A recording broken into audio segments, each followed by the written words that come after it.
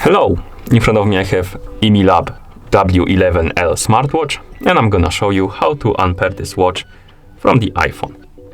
First, we need to open the glorified application on our iPhone that is paired with a watch.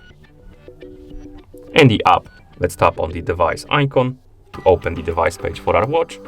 Wait until the watch is done, or until the watch connects to our phone. Then scroll all the way down, find the Unpair button, tap on it, tap on I know, then tap on yes to remove the device. Now you should see the device page and it should be empty. After that, close the app, open the settings on your iPhone. In settings, tap on Bluetooth, find the W11L watch on the list of devices, tap on info icon next to it. Here tap on forget device, then tap on forget device to remove it from the list of connected devices to our iPhone. And that's how you unpair this watch from the iPhone. Thank you for watching.